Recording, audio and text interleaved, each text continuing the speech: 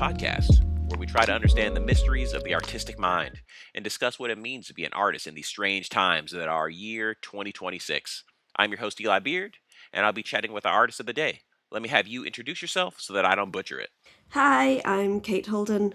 You might know me as the artist creating a comic called Errant, but let's be real, you probably know me as the voice of Kanaya in Let's Read Homestuck, like statistically. But yeah, it's great to be here. Now, I didn't know that other alias. What is that about? I'm very curious. Okay, so, oh God, about 15, 16 years ago, I was reading the very popular webcomic Homestuck, and I Hmm. noticed people were recording themselves, reading, the pestalogs, that's the, dialogue sections of the Hmm. characters. Hmm. And I came across this character, Kanaya Mariam, who is she's an alien vampire, and she's Nice. fabulous. And her kind of quirk is that she enunciates very clearly and carefully. And I was like, Mm. Mhm. the rhythm of this character's speech is very like British coded, and a Mm. lot of people online were kind of imagining her as like, with an English accent. Mm. And I really wanted to get in on the fun because I'd done like amateur voice acting in the past, and I'd always been kind of pigeonholed as playing teachers and Mm. goddesses. Ah. Because you have an English accent, and I think it's getting a lot better now that we've had things like Game of Thrones and BG3 and Mhm. Expedition 33, where you have all of these. You can have like a main heroine character who's played by like Jen English now and Mhm. has like Yeah. an English accent, but back in the day it was like, oh no, British people are villains or Mhm. like That's it. or authority figures, and so Mhm. it was like, oh, hey, here's this character who's like an awkward teenage lesbian alien. Mhm. I want to voice her, and so Mhm. I just kind of started. Got in on this little silly project on the forums, and it ended up with like, I don't know. It's kind of semi-official now. It's had like millions of Oh, views wow. over the years, and like for a lot of people that's how they got into Homestuck, because it's such a behemoth of a thing to Right. read that Right. like a lot of people, and it has all of these like whole areas of dialogue that are written in like weird kind of Yes. leet speak and in Uh-huh. different colors. So for a lot of people who have like dyslexia Right. or other issues with reading, Mhm. they Very actually, difficult. yeah, apparently the people who worked on the official game were like listening to Let's Read Homestuck while working on it so Wow. that they could be up to date on Homestuck or have a grounding in what Homestuck is. But it was something they could do their jobs of like drawing game art and things Mhm. while, getting Yeah. up to date on the comic. And so, yeah, That's super so cool. so for a lot of people, they hear my voice and they're like, that sounds weirdly familiar. And it's like, if I start talking like this, they're all like, "Oh my god, it's fucking Kanaya!" Like, That's super cool. Yeah, I didn't realize I was talking to royalty. I know I yeah, I see you as a talented artist, a creative, thank you. businesswoman, and of course human being. I think that's always one we always forget Yeah, about. that is a good one. Um, It is nice to be human, even though I am English. right. Exactly. But no, that's super cool, especially being a part of that community. I only dabbled in Homestuck just a Yeah. little bit in my high school years. I don't think I finished it actually. I should go back and Mm. finish it. It was weird and I liked it. There was I just a think lot I of it. did. It is worth reading to the end. It doesn't. I wouldn't necessarily say that it sticks to the landing 100%, but like Mhm. I don't think it could have done. I think, and this is something that I think any webcomic artist can relate to. It's so easy to introduce too many characters with Yes, too many yes. plot threads, and to go off and be like, oh, I'm really into this character. Oh, I'm really into this plot thread, and then to Mhm. be like, oh my god, I still need to resolve like all of Uh-huh. these. Right. Yes. Yeah, your story is to give your main character an arc and a satisfying conclusion. You Mm, can't always bring the whole cast with you to the finale. A subset of them, but definitely can't bring the whole yeah, thing. yeah, exactly. I also know you for, yeah, I don't know, being kind of business minded. Hmm. I talked to a couple creatives, and just they always have trouble going to like conventions, Mm. trying to make their turn their art into funds to live their Mm. lives. I don't know how well you are making it, but you definitely seem to have like a better understanding than I feel like most artists. I don't know if that's due to Mm. necessity, just put in a position where you kind of have to think financially.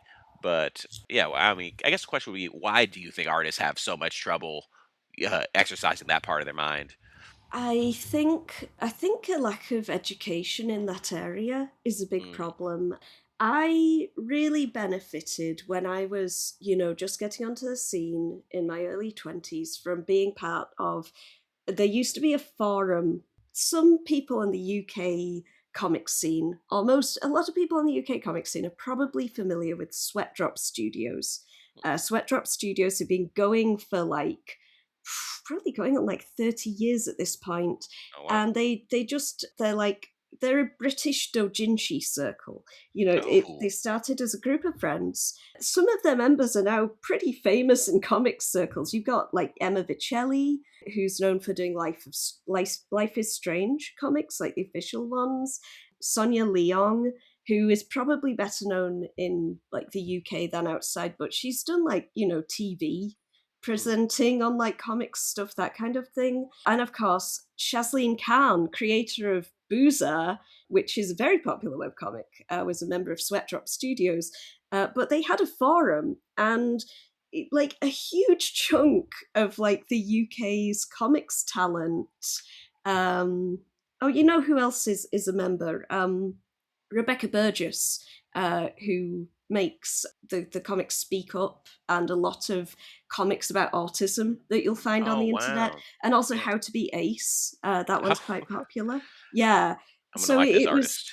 yeah, it had a lot of really influential people from that kind of millennial generation, and because some of the people like Emma Vicelli were just breaking into the pro stuff and were just a few years older than the rest of us. They weren't like gatekeeping any information.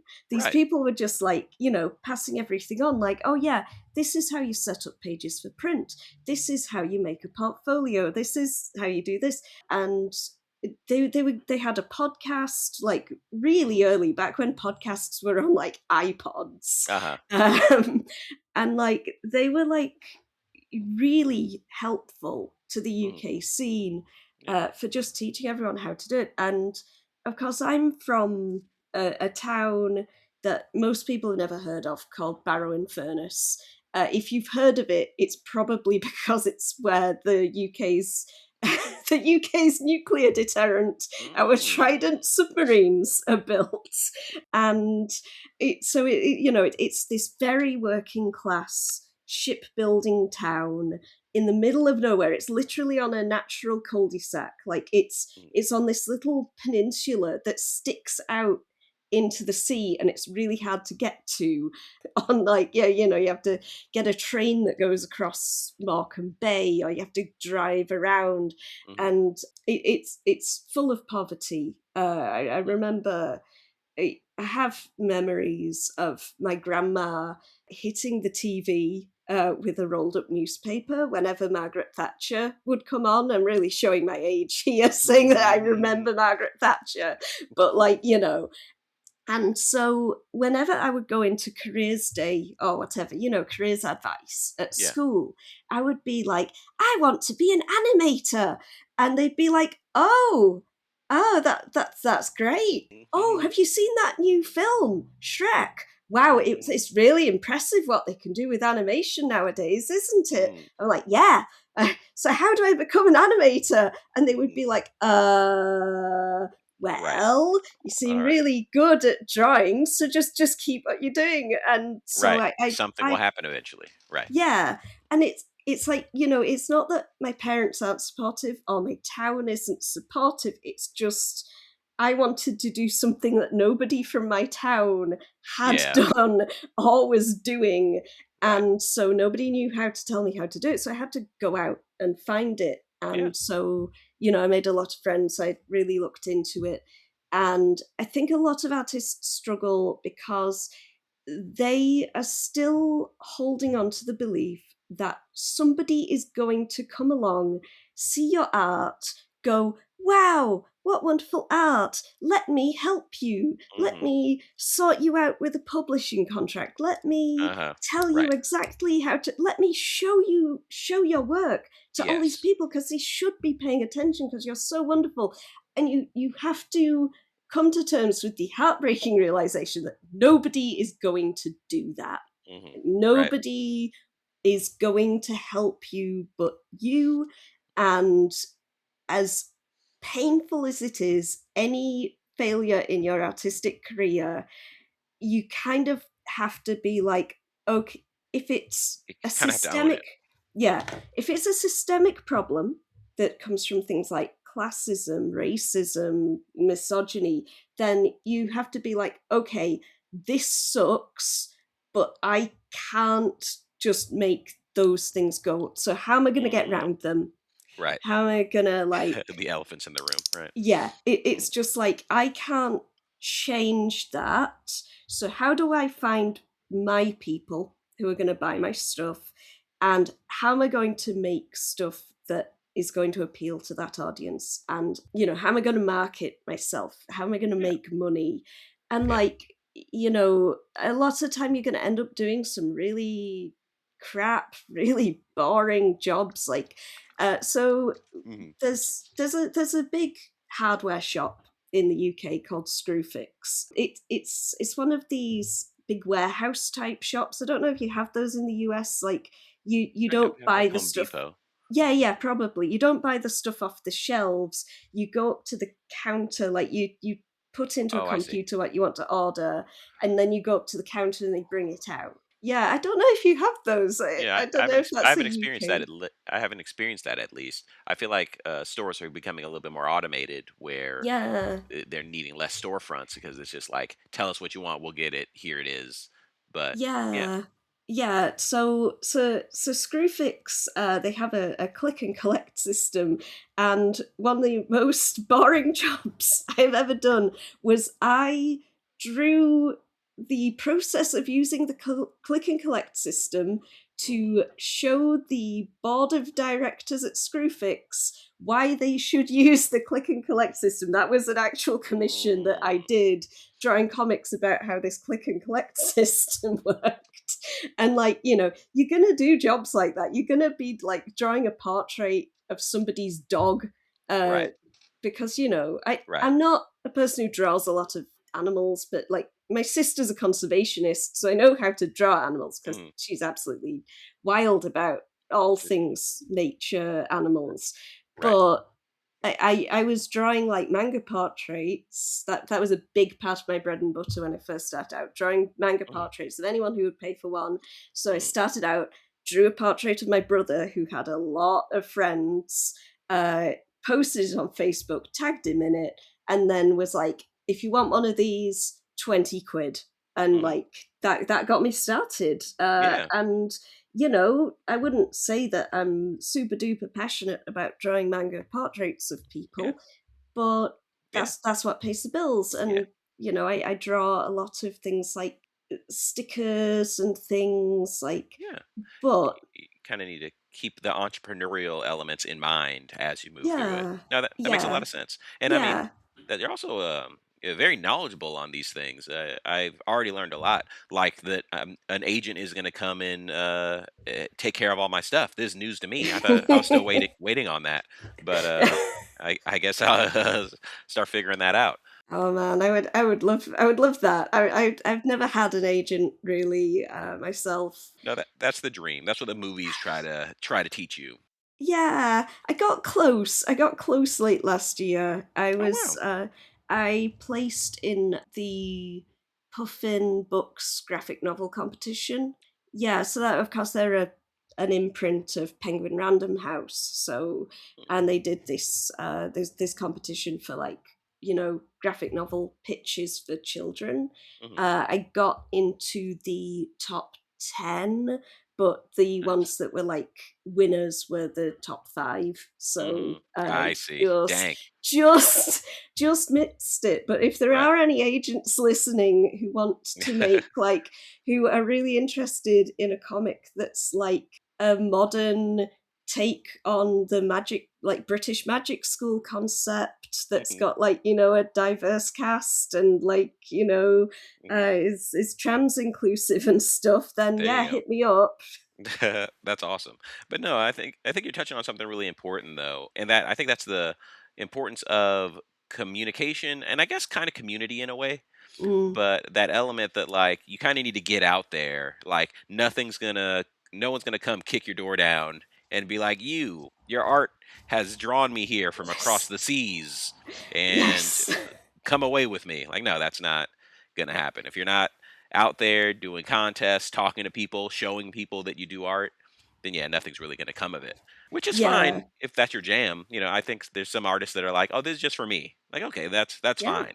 Yeah. I am honestly in awe of anyone who is at peace with just doing art as a hobby. I Mm. think they are probably a lot more emotionally healthy than I am. Mhm. Like, being somebody who, from small town in the middle of nowhere and was like the best artist in school and like, Mhm. oh wow, artistic prodigy. I almost said autistic prodigy. I guess both of those are applicable, but Right, I mean, even though that nobody diagnosed me for a really long right, time because I right. was from a little town in the middle of nowhere, Mm, but like it does mess you up actually, and I would be tell anyone who's like a parent to be really careful. Don't make your kid think that being good at drawing is the most valuable important thing. thing and that they should assume that they are going to be famous, Mhm, or feel pressured that, like, because I really struggle with I have a lot of messed up feelings of my self-worth being tied up in mhm. my artistic output and how Yeah, successful I am as an artist. So yeah, so yeah, like, I mean, it does give me a lot of drive, yeah, to be fair. Like, I'm always like, okay, how can I make my art successful? yeah, Nobody's gonna do this but me.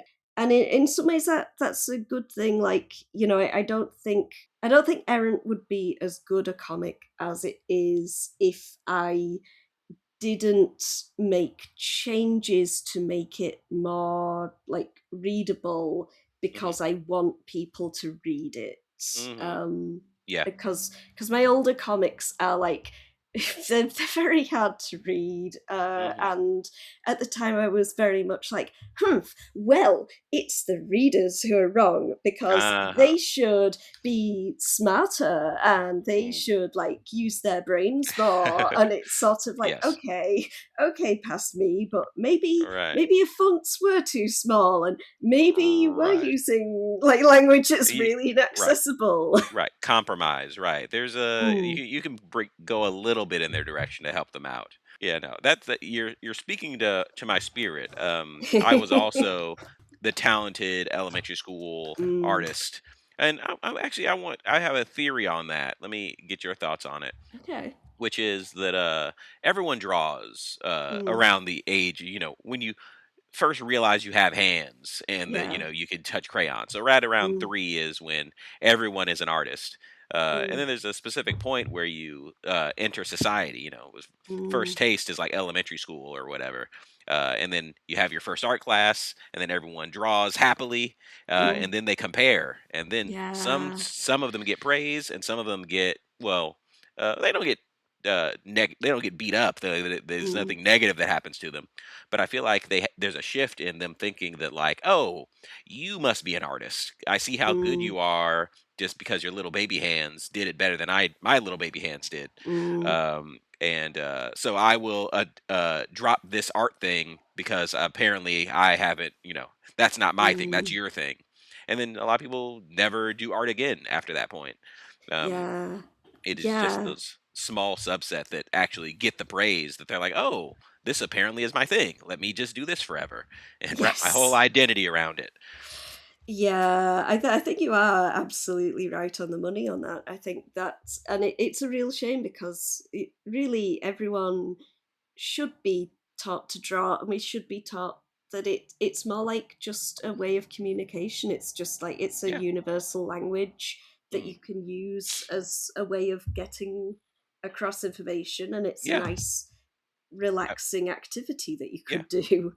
Absolutely. And a lot of people understand things better visually. I think if it Mm, was more commonplace and people were less embarrassed to do it because they're not yeah. the best, then I think we'd have much more visual medium and communication around. Yeah, people get so embarrassed about, like, they'll be like, "Oh, hang on. Oh, I'll just draw it. It might get across." And then they'll be like, "Oh, I'm sorry, my drawing's so bad. Oh, I'm so sorry." And it's Right. sort of like, it's not, I'm not insulted by looking Right. at your drawing. Right. Like, it's, Yes. yeah, Exactly, and it. I guess it just breaks my heart because I know that, and it isn't common. But every once in a while, you hear stories about the 90-year-old that decided to pick up a pencil again, and then yeah. turns out has this amazing talent for it that they just never really tried. And you're kind of like, oh man, yeah, you probably could have been doing that the whole time. You just didn't think you could, or I don't Yeah. know, or I guess there could be an element of not having an expression that you needed to convey through your art. Mm. Maybe it Yeah, is that's that, very true. yeah, maybe you had a lifetime of experiences that, now I got to draw this. But yes, I think the two main things. Hey, go keep drawing, even if you're not Mhm. the best artist. That's Yeah. fine. You can just do it for yourself. And then also, if you are the best artist and want to really get into it, first be kind to yourself. But then Mm. also, no one's going to come and whisk you off into the world of high art Yeah. in making the next Picasso. Yeah, no, nobody owes you sales just for Hmm. being the best artist, Hmm. and just because your friends think your OC has a really cool design, it doesn't mean that people are Right. going to buy stuff about your OCs. Like, Mm. I think this is such a webcomic thing of, like, I've started thinking of, like, character original characters and OCs are two different things. Hmm. Like, Yes. like, and I want people to care about my characters, so I put them into a story, and Yeah. it's a story people can read. But, like, yeah, that is one of the biggest mistakes that I see people making, is people making stickers of their OCs, Hmm. and it's like, Right. Yeah. it's like Who is nobody this? cares Right. about your OCs, and it's like, yeah, it sucks that people care more about fan art because it's a thing Hmm. that they already recognize, Yeah. and, like, but at the same time, it's like, Yeah, I have no intention or connection to your OC, this character that it doesn't mean anything to me. I mean, yeah. and I don't know. I guess it's could be me. Maybe there is a small subset of people that just like, oh, cool art. But I don't know. I feel like I was just doing an interview with an artist recently, and Mm, they got a lot of their bread and butter, their finances from mm. pinups. They would draw, so Oh, they're kind of doing their OC, but it's like yeah. it's a sexy lady on top of a mountain, Yeah. hold it with two tigers. Like, okay, that's yeah, maybe you'll put that on your wall, but your guy that looks kind of like Sasuke but is green Yes. is like, okay, that's not you're not really doing anything Yeah. interesting here. Yeah, it's like you don't have to know who the lady in the portrait of the Mona Lisa is to Right. appreciate the Uh Mona huh. Lisa. Yeah. But, like, if it's, but you've probably been to a gallery and seen some painting of some old, like, rich noble person, or you don't have nobles in America. What am I on about? So, Close, close. We have some people that old, think they are. yeah, Right. so some old person from the past, and it's a fairly generic oil painting, and it's just like, okay, it's got nice brushwork, I guess, but I'm not going to get, like, a print Mhm. of this because I don't know who this person is. I have Right. no context to Hmm. care about them. Yeah. No, and that's interesting. I was just talking recently about how I fell out of the fine art. Um, pipeline. Oh, yeah. Being an artist, people are like, "Oh, you're gonna make paintings and be in Oh, galleries and do all no. these things." And yeah, I learned like right out of high school Mm, that that isn't for me. I yeah, tried it. I did a same. couple painting. I did some murals. I did some things. But what I realized is that I didn't really care about Mm, that. It was more of the story I was interested in, yeah. similar to I guess OCs versus characters. Mm, It's more about like what does this mean within the context of the narrative, and I yes. had a lot of trouble painting a sunflower and that Yeah, meaning things. Um, yeah. Not to say there are artists that can do Oh, it. I've yeah, seen some paintings of sunflowers that I'm like, there's a whole story going on here. yeah, But I need like more of a sequential art is what yeah. kind of where I started enjoying it. Yeah, I think, maybe it's like a control thing, but, like, I'm not that bothered about making something that's kind of vague, and then I'm like, "What do you think this means?" Like, and Hmm. some people are great at that, but for me, Hmm. I'm like, "No, let me tell you what this means. Right, Let me right. tell you a Mm, story." right. Like, yeah. Yeah, and that's how you get storytellers. And I mean, would you consider? I know you are using your art to like Mm, grow, show people. You're getting mm, tables, going to conventions, things like mm. that. But I don't know. Would you do you feel like there's a percentage of you, if you had to break it down, artist versus storyteller? Ooh, that's a really difficult one. I mean, uh, I think I'm primarily a storyteller who uses art as a Yes. medium. And as I said, when I was a kid, I really wanted to be an animator. Hmm. I had the absolute privilege to meet Nick Park, creator of Wallace and Gromit, when I was Oh about wow. yeah, so my of course, Nick Park is from Preston in Lancashire, which is, also where my dad's family are from, so my granddad was Nick Park's maths teacher in school, Wow. and, the museum that, Feathers McGraw breaks into in The Wrong Trousers is the Harris Museum in Preston, Lancashire. My Uh, goodness. and so I went to a workshop in the Harris Museum in Preston, and it was run by Nick Park. He just won his Oscar for The Wrong Trousers. I was about 6, and I already wanted to be an animator at that age. And then when I was older, about 18, I met more animators, and I realized that, oh, animators in the UK spend all of their time making like Red Bull commercials. Mm. Like they just that's all they were doing at the time, and like things improved a little bit later, but like really I was just like, I want to be Nick Park. I want to, like, Hmm. make my own characters and Yeah. tell jokes and tell Yeah. stories. Explore And your own world. Yeah. yeah, and that's where I stumbled onto, like, things like, manga, and it was like, "Oh Hmm. my god, this is a medium where one person Hmm. can, like, make the whole thing on their own. They can do all of the art and all of the characters and all of the writing and stuff, and, like, just tell their own story," and Right. that's how I ended up, like and also webcomics were the same thing. Yeah. I kind of got into manga because a friend was like, "Oh, hey, I've seen you drawing, like, these, like, characters that look like Japanese stuff. Hmm. Yeah. You should try reading this webcomic called Mega Tokyo." And I got massively into Mega Tokyo, and started. This was at a point where I was at a real low point, because I was really struggling. I'd done really well at art at like GCSE level, which those are the tests you take when you're around 15 in the UK. But as soon as I got to the higher level, A levels, which what you do when you're like 17, 18, I was just tanking. I was doing awful. I couldn't do, because it's very fine art focused in the UK.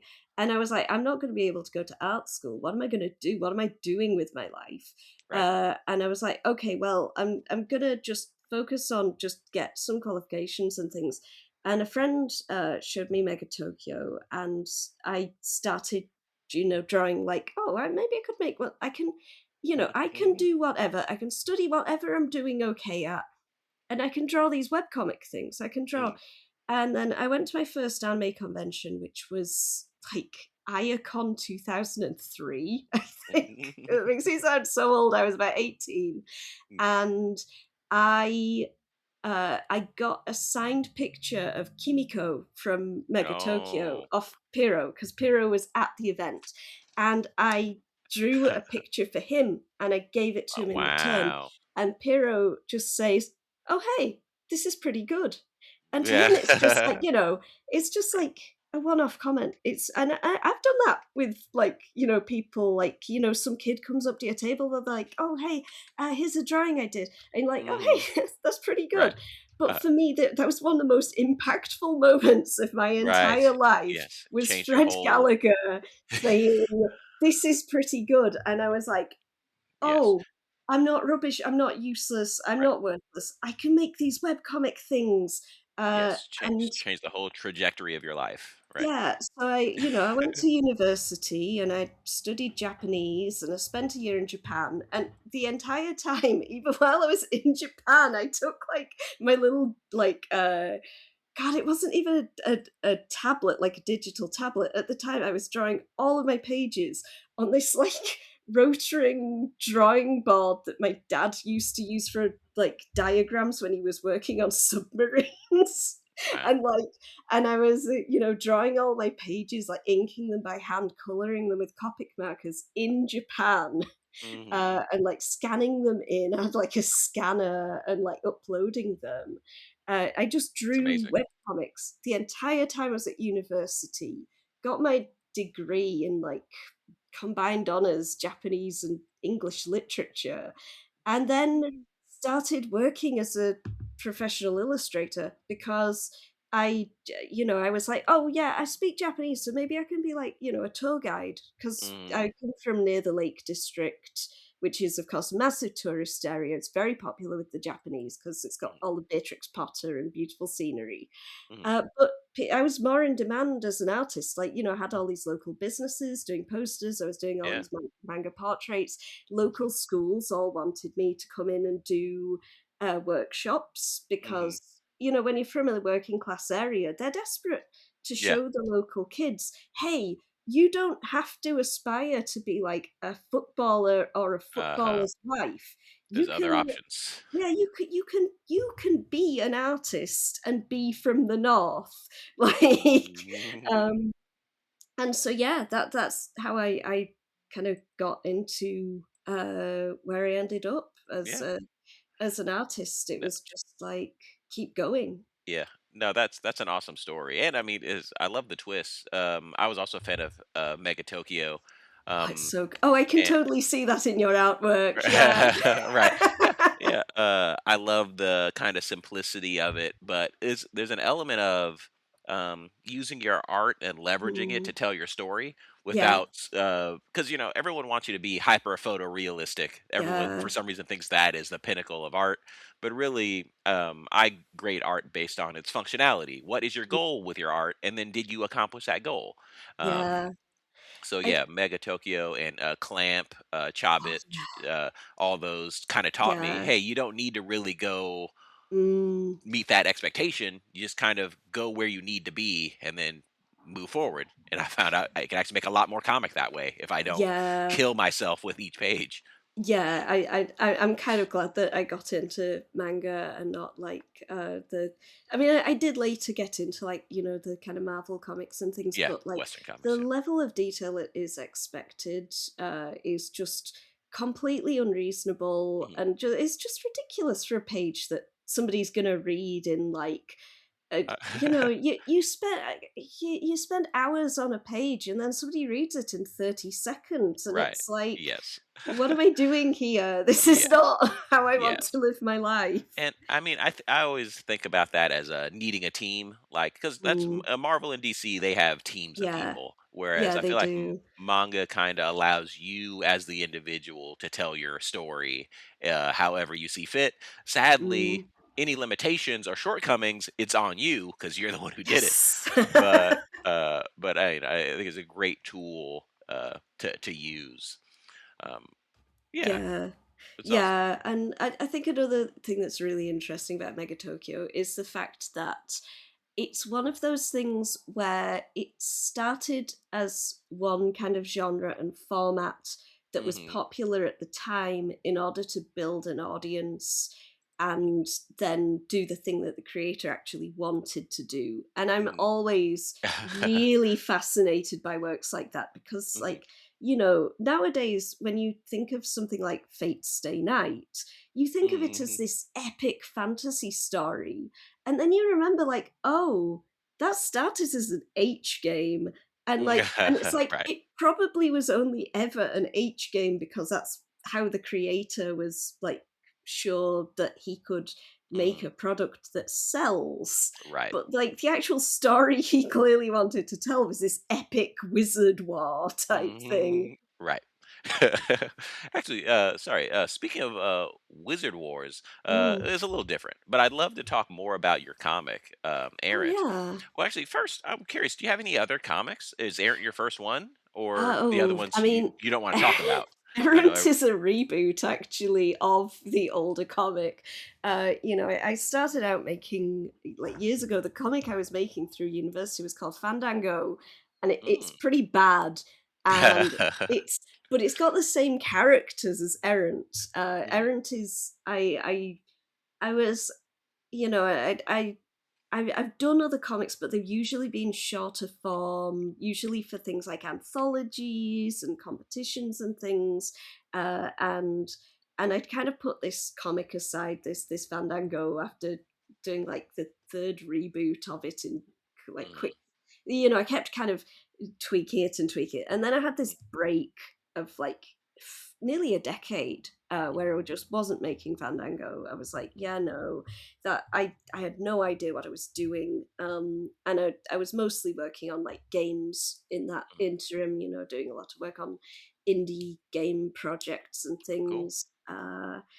And then I kind of kept finding myself like drawing the characters from Errant, like Mhm. especially characters like Reki and Saren, Yeah, it's and coming out they of you, right? yeah, because I just really like those characters, and I was like, okay, the story was really half baked, but the Mhm, characters are still really good. I really mhm, like these characters. I think there's a lot of potential to them.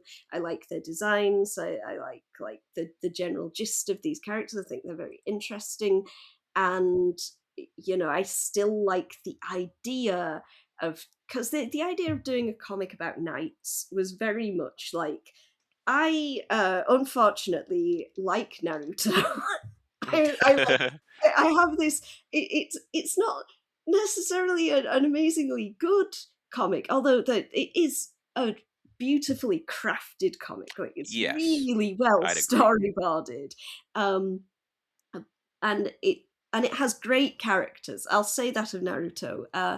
And I was like, early 20s. I want to make something that's like Naruto but British. And it's like, There you what's go. what's the English version of a samurai or a ninja? Well, obviously it's a knight. Uh-huh, right. They're kind of. Oh, I guess it would be an English longbowman, but that's a bit Yeah, right. limiting. Um, Yes, not as publicly known as yeah.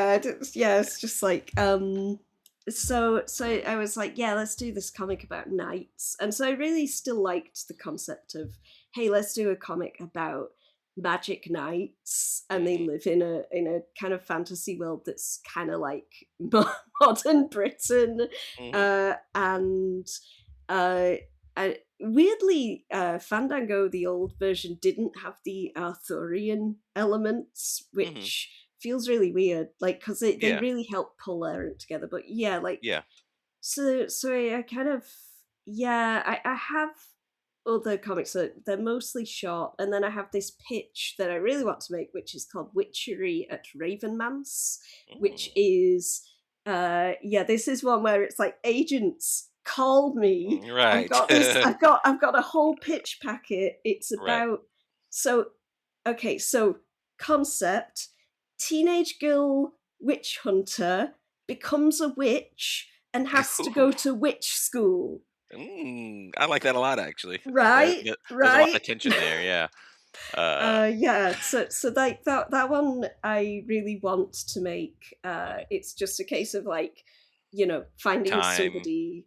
Yeah, yeah, it's not even a time issue. I just need a publisher for it because, Mm, like, you can't just make a kid's comic and put it on the mhm. internet because you won't be Right, able to monetize it because of right. copper regulations. Yeah. So it's like, well, I need a publisher to make this comic. Mhm.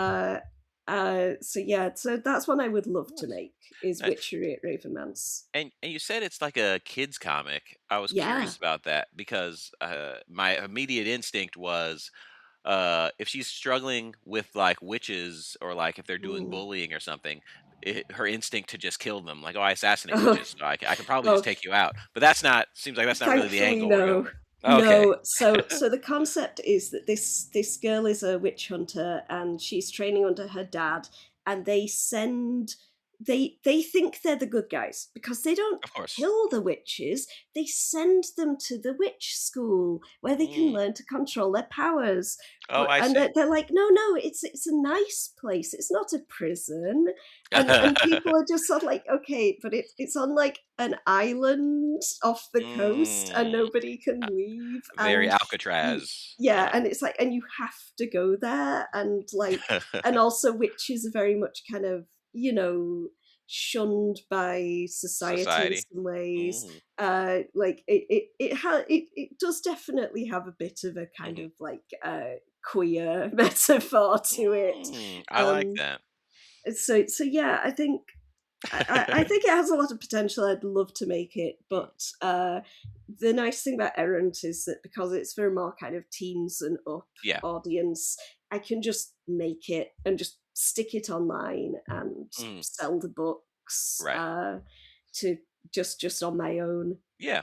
And I'm curious, and this is due to my ignorance. Is Britain magical? If I go there, well, I mean, like, why is everything from Britain involving some sort of magic spells, witches, knights, or something like that? Is that just like the same trope as America and our guns? And we're like, man, flapjacks and guns and American flags and bandanas. It's a funny one. I think it's more that the stuff from Britain that gets popular overseas is all Mm, about like because those are the kind of fun, whimsical things that come out of Britain, and everything else we make is like, our version of The Office is so uncomfortable that America had to make its own version of The Office I where see. all the characters are a bit nicer and like it's a little Mm, bit more optimistic and things. I see. Like, you see a lot of our but I mean, even a lot of our fantasy is very like it's very political.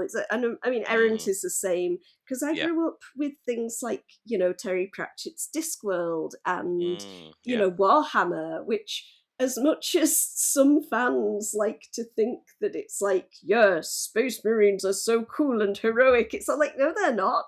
They're, Mm, they're, they're like mhm. they're like hypno indoctrinated child soldiers Right.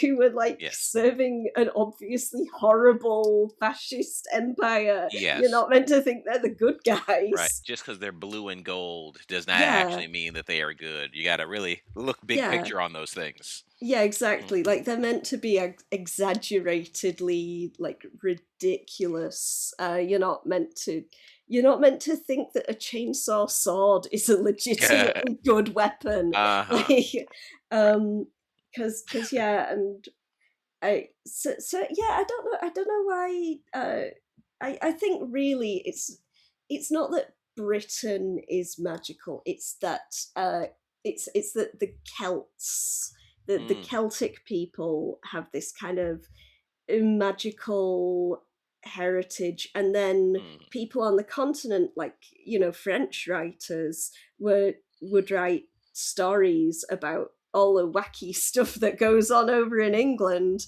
or mhm. over in Britain because it was this weird island that I where it's see. like, who even knows what's going on there, right? Right. Because most of the most popular Arthurian legends were written in France Mhm. actually, and they just kind of they take the legend of this like legendary leader called Arthur who had a sword that is Right. probably just called the big the big cutter, like Excalibur, or I think it's Caladvuch is how Huh. it's meant, its original name. It just means like hard cut or something, like Okay. it's like and they like added like original character do not steal. They were like, oh well, Mm. here's my OC character Mm. for the Arthur. He's called Lancelot and he's the bestest knight ever and he has superhuman strength and the queen's actually in love with him and That's so he's funny. the The Mary yeah, Sue of he's the such a very universe. Sue. Right. um No, but that's great. And I mean, I love, and it could just be doing my American education or me just not being good at mm, school, but I've been learning a lot about different cultures and mm, places. I do need to become more well-traveled, but it's so interesting getting your perspective on like, those things because I just have in my ignorance, I just have the accent, yeah. Harry Potter, yeah, Lancelot. So I'm just like, there's a bunch of things, and my brain knows. Yeah, there's Mm. more to it than that. There's history, there's reasons, there's like happenstance, there's admittedly a part of me is like propaganda. Some people want you to think this thing, and that's Well, not yeah. actually what it is. Yeah, it's like how Americans think all British people have bad teeth, even though, Right. like, statistically, we actually have healthier teeth Yeah, than absolutely. Americans That makes because we perfect all sense get to me. free healthcare. Right. It's like, Right. so like, so having really white teeth isn't Mm, a status symbol that says I can afford to get my teeth taken care of. It's mhm. just why have you put so much effort into making your teeth super white? That's Y weird. Like, yes, uh, exactly. And yeah, America's our media tries to avoid anyone else having free healthcare. They don't want people to yes. know that that's an option or a thing. They try to Yeah. hide it. But sorry, I've gone on a far tangent. I was originally trying to talk about Errant, and I got Yeah. very distracted. Um, Let me just celebrate a couple things I really like about your story, and maybe get your thoughts on like why you focus on it so much. Like one thing that really stands out to me is well, first your magic system, but your coloring. Thank you. Even your main character and her hair as it like slowly changes color over the course of the story, I thought was a very like interesting touch. What is your connection with color? Is that just a cool thing you thought, or do you just kind of Ah, see the world in a more colorful way? okay, so here's a really interesting thing about me. I did not know for a long time that I have a very, very mild amount of synesthesia. Hmm.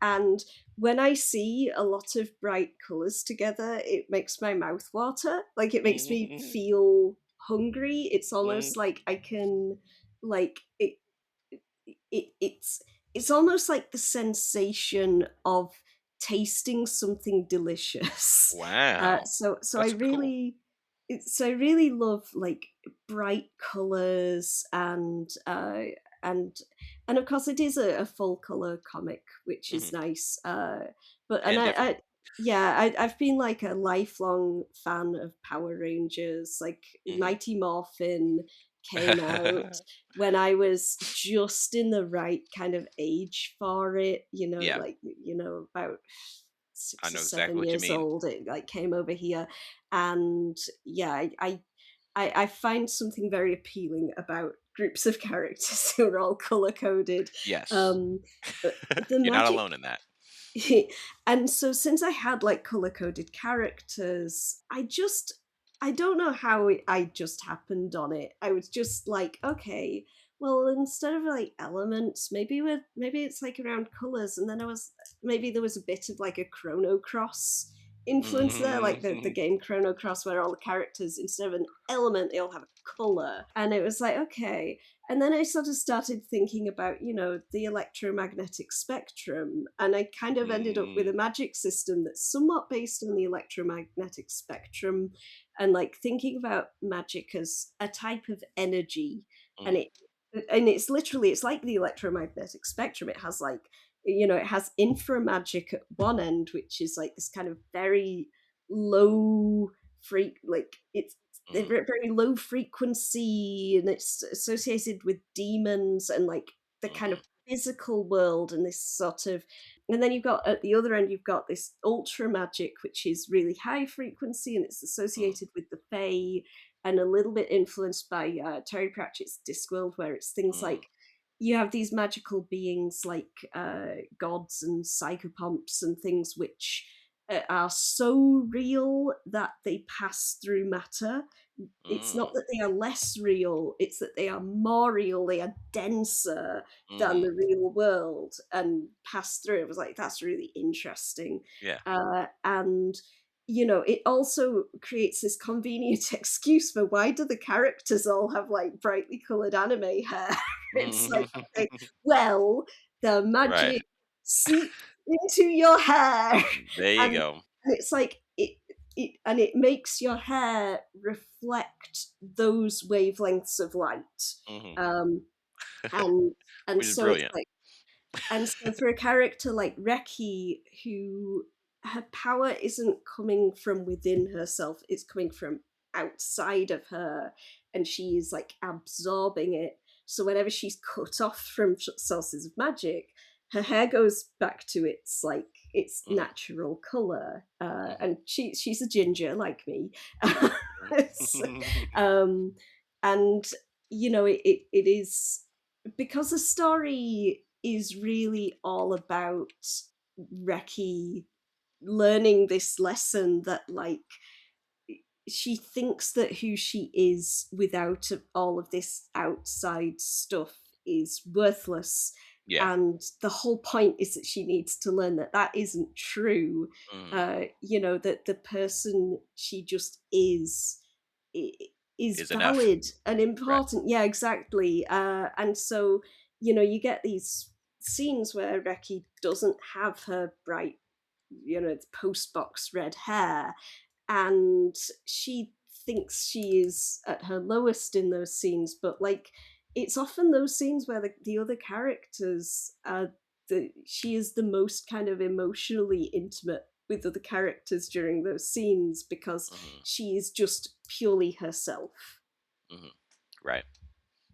Yeah. No, it's beautiful, and it's a great message as well. That's one thing I like about your story, and I know this comes Thank you. from just the pain of restarting your story so many times, Mm. but you end up learning like, okay, what am I trying to convey here? Like, Yeah, what's the overall point? Because you can't keep remaking your story. As a yeah, person that has remade my story, yeah.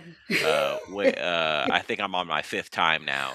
Oh wow, Um, you're beating me. Oh yeah, no, it's Wow, I'll take my medal. I don't wow. recommend anyone doing it, but yes, let's do positive. Yeah, We'll put a it's positive spin on it. yeah. I mean, like anyone who's started a comic multiple times, I wouldn't necessarily recommend it. Mm, I right. think, but the problem is that's just how webcomics are. Yeah. You kind of, with a lot of other comics and things, you do the whole thing, you plan it all out beforehand, the whole thing, and you do all of your thumbnails beforehand or your whole script, and you have somebody look Hmm. it over and give you feedback. Yep. And you don't have that with a webcomic. You don't have an Uh, editor, so you right. just kind of have to like shove it up online, and then you're gonna just learn from the process of like uh, people feeding back on it. Like, I yeah. don't understand what's going on here. I like this Right. character. I Yeah. don't like this character. Yeah. Oh, this villain isn't really challenging to these characters, Right. which was a big problem with Fandango. I was really bad at coming up with villains. Uh Uh, so I made Urian like the worst. He's like just Urian and Ambrosius are just they are so horrible and so insurmountable and yes. just obstacles that Reki cannot punch, because that was the lesson I learned, is that you cannot put any kind of obstacle in front of Reki Loon that she can punch her way out of, because she's going to punch her way out of Right. it. Immediately. Right. Yeah, Uh, immediately. right. But you, after your experience, you gave her the challenge of self love, and she can't Yes. punch her way through that. She actually needs Yeah. to do some growth. No, absolutely. And I mean, I'm wondering, do you have any tips or tricks on like how to create a character in a story? Oh, yeah. I have a quick thing that I Okay. have adopted. All which right. is you need a thesis. You need a point Mm. to your story. What Yes. is the lesson, moral message that I want Mm. people to know? Even if it is, I can draw cool fight scenes, that's Mm. fine. But you need some sort of overarching point. And then all your characters, at least in the main cast, should be a concept, an idea. They are a thought. They are a, I believe this is always true, and I am going to live my life as if that is the case. Oh. uh, and they also need a fear, a thing that will, Mm. so a thing that will motivate them because they think this thing's always true, so they will take acts on it, and then a thing that terrifies them. It doesn't need to be Mm. like a bad guy or a dragon. It could just be like Yeah. intimacy scares me, or like I don't want to think about my dad, whatever it is. Yeah. And that is how you can get them to approach a thing or get them to flee a thing. And then even better if the protagonist goes against the core thesis of the story and they need to learn that. I feel like Mm. that's at least when I'm reading Errant seems that way is I'm glad it so seems that way, but yeah. I mean, I think that is an absolutely brilliant way to do things, but also that is not how it, because it's a reboot of a Mm. comic I first made when I was about 20 years old. Uh, I had to kind of retrofit a lot of characters I already had to kind Mhm. of have some sort of role in the story, and some of them I'm still like, I could have left that character out. It's like Rocket is not that important to this story, even though I changed her character so significantly from the original version. Mm, Um, I think, yeah, I think it is really good for each character. You have to have each character have something to do, because mm, otherwise you're just going to end up, especially in a webcomic, because it is so tedious to draw a scene with mhm. like 5 characters in it that Right. you just have to keep splitting everyone up and be like, okay, well, Jules and Supo are over here here Right. doing another thing in this scene, Right. because like but I mean, in some ways you kind of want to do that, because like there are certain scenes that happen and it's like, well, there's no way this scene would happen if Saren was here, Mm, because she would immediately be like, no, you're doing this wrong, and uh-huh. you should like actually like look this information up, like Mhm. obviously, or Right. no, you cannot do that because it is not moral or ethical. Mm. It, I think Mhm. I think each. Okay, so one thing that I'll say is a character approach I use that I think Erin exemplifies is I stopped categorizing traits as virtues and flaws. I Mm, think of all traits as being inherently neutral mhm, things that can be good or can be bad. So, like, mhm, Reki's core trait is that she is impetuous. She, any situation, Reki will take the most straightforward route through it. And whenever I'm stuck writing Reki, it's like, oh, that doesn't feel like something Reki would say. How would Reki say this? What would Reki do in this situation? She will always speak generally in the most direct way possible. mhm. So it's usually a case of like reduce the number of words she's saying. Yes. And she will always take the most obvious route to the goal, Mhm. which Right. often means that she frequently forgets to use her sword because she just runs up and Mm, kicks things, mhm, or and she kind of ended up, she's ended up blundering into all this political turmoil because the mhm, path of least resistance was just to go along with things, mhm, which is very it makes her quite problematic. She's certainly, there is a kind of very kind of political angle to this, where I mhm, realized I was writing a story about how it's very easy when you're a white woman to just kind of get roped into like going along with mhm, terrible patriarchal stuff, just mhm, because it's easy and you'll get a lot of help from people if you do mhm. that. Right. But yeah, to move away from that sort of very political Mhm, angle of things, having each character, just characterize them, just give them a big character trait, and don't be like, this character is brave, but Uh-huh. also, which is good, but Mm. also they're hasty, which is bad. It's sort of like, yeah, Uh-huh. Reki is brave, which is sometimes good, and Right. it's sometimes terrible because All she about the does not, context. yeah, she does not value her own life. It's like, and Saren is very moral, which, yeah, that means that you can she is completely incorruptible, she Mm, is utterly just a moral rock, but this also makes her extremely like sanctimonious, she's mm, inflexible, she can be so prideful and so just almost mm, arrogant in how mm. like holier than thou she can be, that Right. it actually is like a double-edged sword. And so every single character in Errant is like that. It's like, oh, Subo is laid back, which can mean that he is lazy and just like lets things happen, he just like Mhm. doesn't get involved, but also means that he's very forgiving, and Yes. and like Jules is very complicated. Mm. Like, yeah, Jules is this very kind of whimsical, autistic person who Yes. has this Seems a very l roundabout. yeah, seems a more, one of the more complex characters. Mm, She's a little harder to pin down. mm, Uh, um, but yeah. yeah, Jules is a fun character, probably my favorite character, honestly. Like, and like the original Jules from Fandango, the old version of the comic, was like, I just had this idea for a character who uh, kind of comes across like they're a villain on the surface, Mhm. but they're Yeah. actually a really nice person. Mhm. And then I was like, oh hey, as I was learning more about autism and like discovering, Mhm. oh wait, oh that's me, oh Yeah, no, right. uh, and I am myself a very like high masking autistic Mhm. person. Yeah. And so this thing of like having a persona you put on Mhm. uh, as a kind of form of protection because you're actually like quite vulnerable. It Yeah. was like, oh, I can actually relate to this. Like, I wouldn't necessarily go around like dressing and acting like a Disney villain, uh, Uh-huh. But but yeah. Right, it exactly. I it's can not understand that it.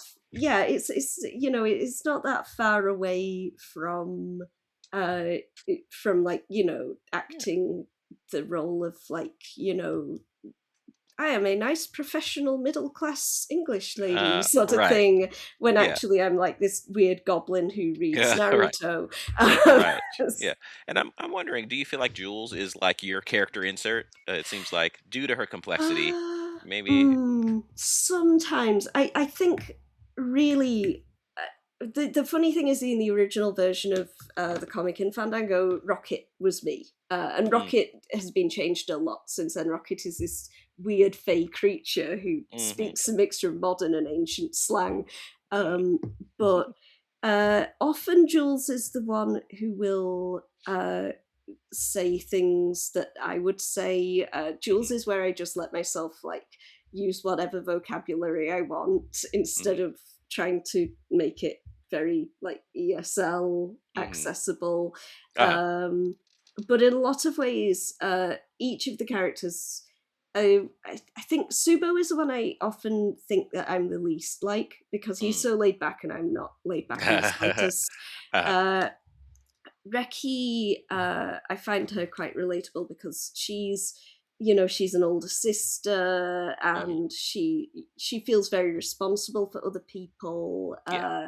And she's definitely the most like ordinary northern lass of like the characters, because Joyce Guard is very it's basically Manchester.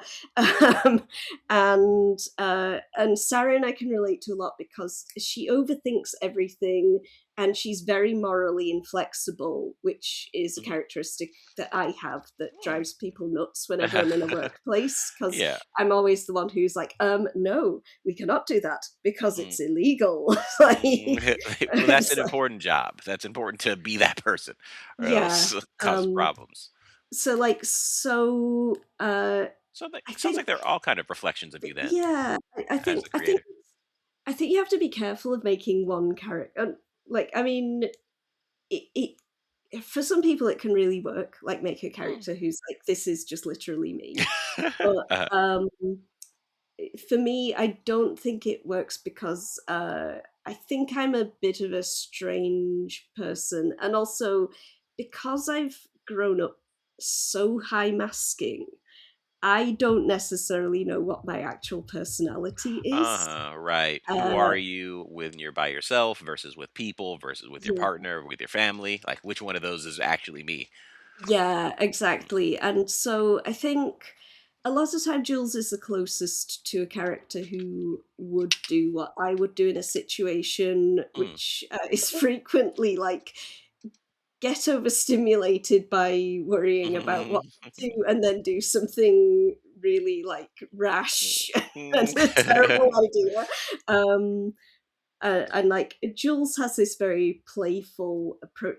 Jules often does things that I would do if I was playing a character who's kind uh, of based on me, but in a TTRPG, where uh, there are not like Jules will dress in clothes that I think because I think goths are really cool, but I right. do not have the confidence to dress like a goth. uh, Like so, Jules does that. Jules, right. Takes care of that department, yeah, that fantasy for you. yeah, and Jules will say these really like just deadpan things that are Hmm. like kind of insulting that Right. I would just never say. I would not. I just I'm too Right. much of a people pleaser. Yeah, right. But no, that's interesting because I do agree. I do know that typically your first comic is Mm, usually about you, even if you don't mm, know it at the time. yeah. But you make a good point about like I do believe that as a person makes a story, all the characters are reflections of themselves in different Mm, ways. I think I'm a little weird in that I have two mm, different stories that I've been working on since like mm. 2008, Wow. and both of them have a Eli insert in them. One of Mm. them's name is actually Eli, and he just does the things I Yes. do, and then one of them is kind of a representation of my like autism and Mm, like my mm. sexuality, learning about Yeah. like being autistic and also learning to be like demisexual or like even Right. in on the asexual thinking asexual at the time, Yeah. but it's interesting because um although all the characters in the universe are Mm, small parts of me, I do feel as though like the characters that are my inserts, I mm. am like trying to beat them up in Oh particular no. ways to get them to learn lessons that I've learned the hard way. Mm. So it's like almost they become aspects of my previous self that I feel like I've overcome, and I want this part of myself to like learn that thing, and that's kind of why I hit them with all these oddly specific uh, conflicts within the story. Um, so it's interesting. Yeah, it's Yeah. how our characters kind of reflect us in those ways. Yeah, and I think that's a thing with like making art and especially like this kind of storytelling art is that you really have to get used to the fact that you're going to be putting Mhm. some part of yourself out there into Yeah, the world, yeah, and as you should, right? yeah, and Yeah, it is vulnerable, and mhm. I, but like coming to terms with that vulnerability does make you make better comics, Yeah, because like absolutely. because my early ones were very comedic because Right, I was too self-conscious to just right. let a character be emotionally vulnerable because it Hmm. shows my own emotional vulnerabilities, Yeah. and I think I'm still a little bit like that. I can never be as like cheesy and sentimental as I want to be because at some point I'm gonna be like, nope, I'm gonna like turn this into Mm, a joke. Haha. right, right. Don't look any further into that. Right. Right. No, I absolutely agree. And I think that's what I think I love about um, stories, manga, indie comics, things where Mm, it's it's by one creator. Just because you do get that inherent vulnerability, yeah. and I think it's very compelling. Um, Mm, Actually, I had a question about we were talking mm, about personal inserts. I found it's more difficult to write characters that are based off of people I know. Like in my Mm. romantic comedy, I have a character based off my first girlfriend, Oh and no. she's a total cinnamon roll. Right. She's a great character, but um we ended up like breaking up in a weird way, and Mm. ended up finding that me struggling with writing the character as to like, all right, what's really going on underneath the hood on this? Because Mm. in my mind I have this memory of this person, and although they did things that I loved, they also confused and mystified me in particular ways. I'm like, I don't know why she's doing this thing because she's a Mm. living, breathing human being, and I don't have some sort of roadmap to her. So now that I'm like making a character based off of her, there's I can kind of capture some of that whimsical nature or some of that spontaneity. But then when it gets into like, okay, now this character is developing and changing and like really getting to the core, I'm like, Mm. oh, I don't actually know what the core motivation of her is. I end up Ah. just I end up calling that actual person and being like, hey, what was going on with this? Like, what do you think about this thing? And then getting her feedback. This helps a little bit, but it doesn't help Mm. long term because as the creator, I kind of need to know the core of my own characters to, have them deal with controversy or struggle. Yeah, I feel like Urian is not based on any one person, but he is based on a lot of experiences I've had living and working with people who have those kinds of narcissistic tendencies. Hmm.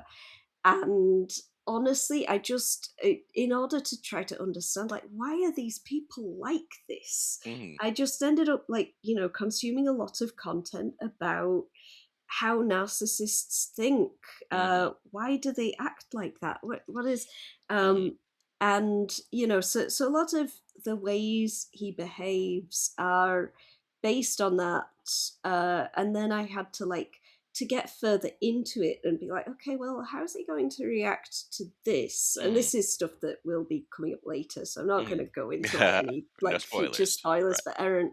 Um, but like being like, okay, so how's he going to react when he finds this particular piece of it? Because like Hmm. obviously, people who are up to date will know that we now have some pretty compelling information about how Jules and Urian's parents died. Hmm. And it's like, okay, so we how is Urian going to react to this Hmm. news? Right. Because he's not just pure evil. He Hmm. doesn't do stuff just because he's evil, Right. and there's no like way to possibly understand why he thinks that way. Urian, he is at heart he's opportunistic, Yeah. and he doesn't think ahead, because that is a characteristic I really struggled working under people who were quite narcissistic, Hmm. because they are so bad at thinking ahead. And like, Hmm. uh, we artistic people, we're always thinking ahead, we're always thinking about the potential ramifications of every single thing we do, and oh no, this is going to cause this, and that could cause that, and that'll lead to this bad thing. But Hmm. narcissists, they just don't. They do whatever is convenient in that moment, which is why they're Hmm. so good at lying, because Hmm. they don't think about, oh no, I can't lie about that, because then what if this person finds out and Hmm. it'll culminate in this terrible thing Uh-huh. happening, and how would Right. I back this up if they find out this piece of information? Hmm. Narcissists, they just tell the lie, and if somebody finds it out, they'll just gaslight you, or they'll just be like, "No, I Hmm. didn't," kind of Uh-huh. thing. Right. But like how Urian reacts to things in any given moment, it was really interesting to like Yeah. find out like how do narcissists think, and just having Urian as a character has helped me just process these interactions I've had with these people Yeah. That's what I was gonna who ask. have been just horrible bosses or horrible people to work with or just live with. And Hmm. I am not going to name any or like hint at Right. people who know me might know like Right. who I'm talking about. But yeah, like it can be very healing to Hmm. like get to the bottom of like why Yeah. did that person treat me like that? Yeah. And then it's like, oh, because, and then you explore, it's like, this is why Urian treats Reki like this. This is why Urian Mm, Urian hates Saren because he knows that she's better than him, and he mm, hates Reki because she is like, he thinks she's useless. mhm. On he wants her to be useless. He likes Right. like milking her for like him feel for his His self-esteem. ego. Yeah. Yeah, exactly. Mm. And so yeah, I think it is tough. It like, sometimes I finish writing scenes with Urian and I just feel emotionally exhausted. Uh-huh. He can be so awful that I'm just like, oh, Right. that's Uh-huh. just, that was horrible. Just having to write him just saying just it Right. just saying all these horrible lies, just being so unpleasant Right. to people. Right. No, but I think that's great. I think it's great that you can kind of get in that space, even though it does, of course, takes effort. But I think that's one Mm, of the coolest things about storytelling is getting yeah. into these worlds, and then you also get to create the comeuppance. Like, oh man, Yes. yeah, I get to get that catharsis from when everything comes crashing down around him, and he Oh does yeah. his third act breakdown about like, Yes, I yeah. mean the audience always loves it. Whenever anyone gets one over on Yuri, and the Mm. comments, it's just great. Like the comments, yeah, Right. the comments. That is something I love, making the book versions and print versions and things, but Mm. I love uploading the pages on the internet and then getting that Oh yeah. immediate like people reacting to it is so fun. Absolutely. No, I agree. That's been happening to me a lot lately too. Mm. Yeah. Well, yeah. On that, we can end it. Thank you so much for your time. It's been a pleasure. Thank you. It's been great. And I'm really excited to see the end of Errant. I guess my question, one more question. How much longer is the story? What can I look Uh, forward to? it was going to be one more book, but I think it's going to be two more books. Nice. Because yeah, I plotted it all out and I was trying to like smush it all into one book, and it just wasn't working. So two more books. Right, perfect. Guys, got the first book here, looking at it, and Mhm. so I'm super happy to have it. So yeah, get a nice little trilogy. I think that'll be great. It's a Um, quadrilogy. Yeah, okay. two I more books because of course Errant Book Two. There's oh, two books. I got must miss that one. I got to pick that one up too. Um, I don't know if we're selling to America at the moment. oh, I see. Maybe Fingers that's why. crossed. Fingers crossed you get a better president, and we can send you stuff. Um, Yes, I'll cross my uh, fingers too. We're all uh, hoping. yeah. I mean, at the moment we're not selling to Europe either, but hopefully we're going to get some new legislation in Mhm. place in the UK that makes it easier to export things over to the continent. Yeah, And yeah, so I'm hoping to be selling the books worldwide again in the near future. perfect. Well, Yeah. let's use that as a segue. Where can people find your work? Easiest way is to go to kateholden.art.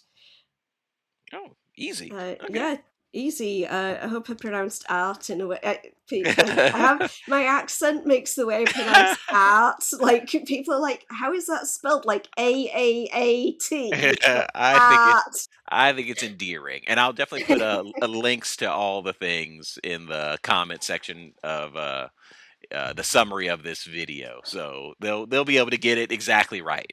Excellent, thank you. No worries. But yeah, thanks for having me. Actually, I guess Thanks for having me. thank you for letting me have you. Okay, I'm failing this. Thank you for listening to the Ask an Artist podcast. I'll be back next week with another interview. If you like this, like it so that I know you liked it, and comment if you want to say something. And whatever else the robot overlords demand to justify my existence. If you're really about the action, you can also join my Patreon to get early access to my comics as well as early, less edited video interviews. Thank you for watching, and I'll see you in the next world.